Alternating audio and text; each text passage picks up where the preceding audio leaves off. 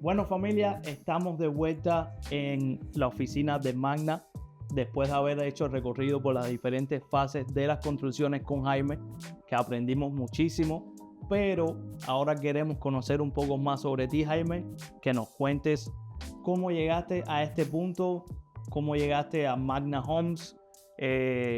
Cuéntanos un poquitico. A ver, para comenzar, yo pienso que todo ha sido una secuencia de sucesos que obviamente nos las pone Dios y estamos donde estamos por toda esa secuencia. Yo vine a este país a los 15 años y obviamente fui al colegio. Ya a los 16 yo terminé el colegio prácticamente que viviendo solo porque mi papá se mudó para California. Pero durante ese entonces yo estaba tratando de ganarme una beca y la cual me la gané, pero por el hecho de no tener la residencia en ese momento, siendo que estaba en un estado o en un proceso legal, pero mi parte legal estaba frisada porque era durante ese entonces de lo de las Torres Gemelas. No tenía la residencia y simplemente no me dieron mi beca, de Bright Futures en ese entonces.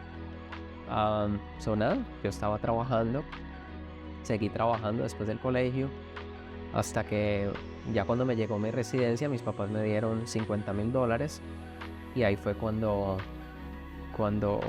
en vez de coger ese dinero para ir a la universidad, que fue lo que mis papás, la intención de mis papás, compré mi primera casa, que fue justo después de la recesión, y compré una casita en Bonita en $50,000. Esa casita yo mismo le hice bastantes remodelaciones. Mi idea era tener esa casa como renta y obviamente no trabajar full time, trabajar quizá part time más el ingreso de renta de esa casa y que ya con eso me daba para poder pagarme la universidad. Pero bueno, el realtor que me ayudó a comprar esa casa me dice, oye, ¿por qué no la ponemos a la venta a ver cómo nos va? Y eso fue lo que hicimos y me gané $20,000. Wow. En ese entonces volví y hicimos lo mismo. Lo hice un par de veces más hasta que terminé comprando 2 casitas. Ya con esas 2 ya dije, ya estas sí las voy a rentar para poder enfocarme en la universidad. Y eso fue lo que hice. Terminando ya la universidad, yo estudié finanzas y empecé a trabajar, hice mi internship y empecé a trabajar en Merrill Lynch. Pero veía que me iba mejor quizá haciendo eso de flipping houses que trabajándole a una compañía como trabajador. Y decidí sacar mi licencia y empecé a eso, a flipping houses, de renovaciones. Ya después no solo hacía remodelaciones para mí, sino que también clientes, vecinos quizá veían lo que yo les hacía a esas casas y me empezaban a pedir que también les hiciera a ellos una remodelación en la cocina, los baños. Wow. ¿Tú mismo la hacías? Sí, y bueno, yo tenía también gente conmigo, ayudantes y eso, pero yo muchas de las cosas las hacía yo mismo físicamente. Hasta ahora, si yo todavía de vez en cuando un fin de semana me pongo a hacer cosas. Claro. Que todavía ya no tengo la misma agilidad, pero todavía me quedan bien. Claro, sí.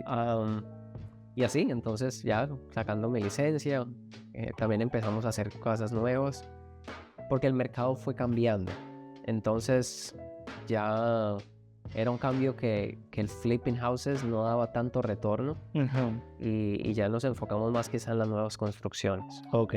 Y así es que Acá ahí fue que decidiste dar el paso exacto, a construir desde cero, correcto. Claro. Porque ya los retornos y las márgenes de ganancia de las casas de un flip, de que ya están una casa vieja para remodelarla, para venderla a precio del mercado, ya me dejaba un margen cada vez menos y menos.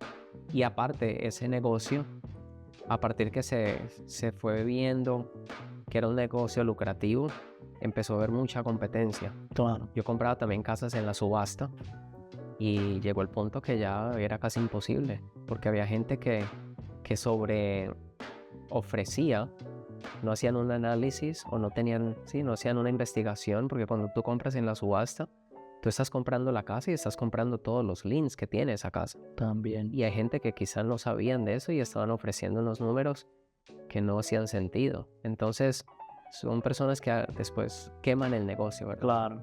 Y eso fue lo que fue pasando. Ese margen de ganancia se fue poniendo cada vez menos. Y ya, a partir de ahí empezamos a construir desde cero. ¿Sacaste tu licencia de contratista? Sí, bueno, ya con las remodelaciones ya yo tenía mi licencia de GC, de General Contractor. Después pasó el tiempo, saqué la licencia de Roofing Contractor. También, después saqué la licencia de Real Estate. Después la de Broker, Real Estate Broker. Y ahora, bueno, tenemos la licencia también de MLOs. So, poco a poco es tener todo en casa. Claro. ¿Para qué? Para poder minimizar gastos en cada departamento y poder poner esos ahorros en una sola canasta, cosa que o nos quede un mejor margen o poderle transferir esos ahorros a nuestros inversionistas Por supuesto. y ser más competitivos en el mercado. Y también tienes la compañía de ventanas y puertas de impacto. Correcto, sí. Perfecto. Entonces, según tu experiencia y todo lo que has pasado, ¿puedes decir que real estate para ti es una inversión segura? Claro. ¿Qué nos puedes decir de eso? Bueno, como te dije, yo trabajé para Merrill Lynch, en lo cual es una compañía de wealth management, de inversiones, en la cual hacíamos inversiones tanto en la bolsa, en bonos. Y lo malo que es algo que obviamente se ha venido haciendo por muchos años, dado una rentabilidad muy buena. Hay factores que quizás la gente a veces no entiende o no tienden a valorar, y es la inflación del dólar.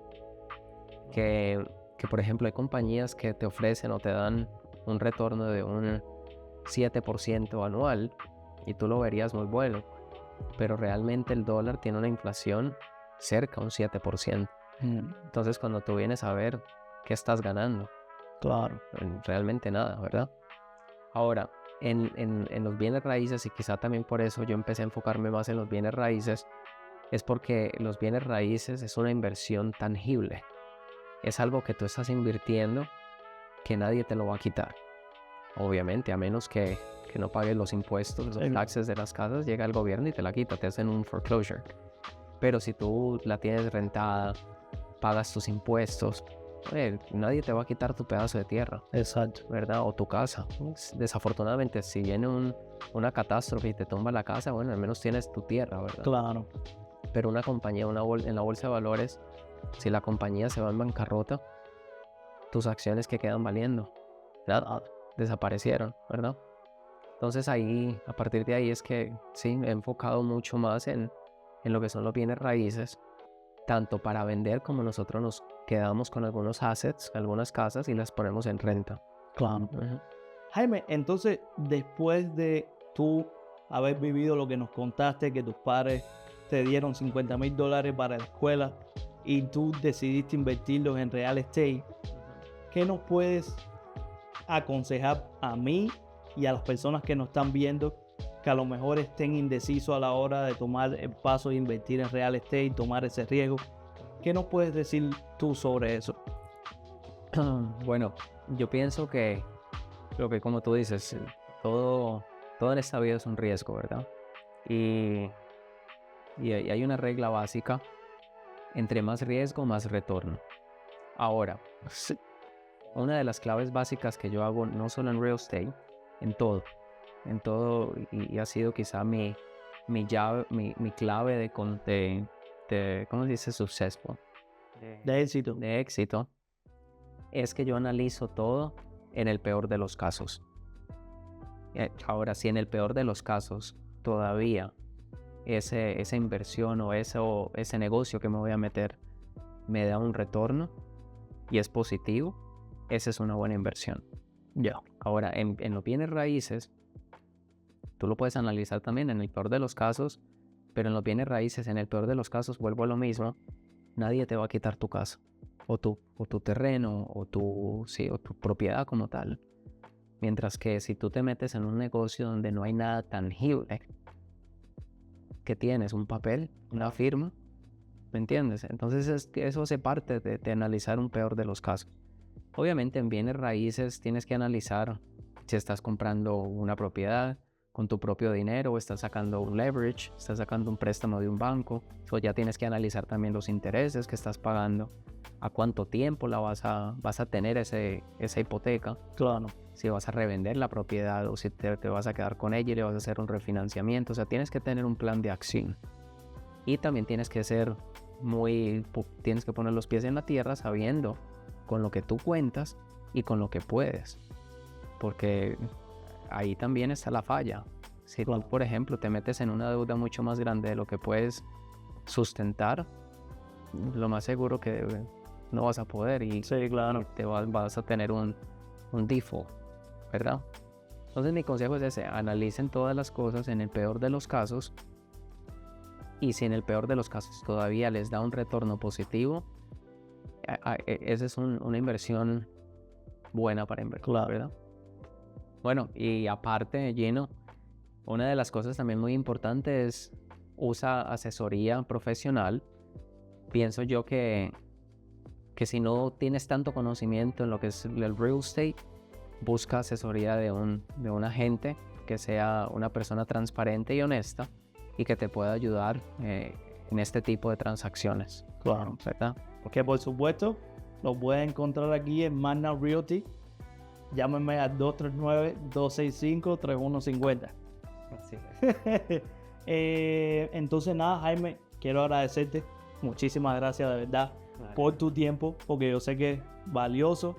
Tienes muchas cosas, entonces gracias por darnos la oportunidad de haberte entrevistado, por enseñarnos todo el proceso de la construcción. Y nada, bueno familia, ya saben, suscríbanse a mi canal si quieren más contenido como este. Denle like, compartan y comenten si les gustó el contenido. Nos vemos en la próxima. Jaime, muchas gracias, mi hermano.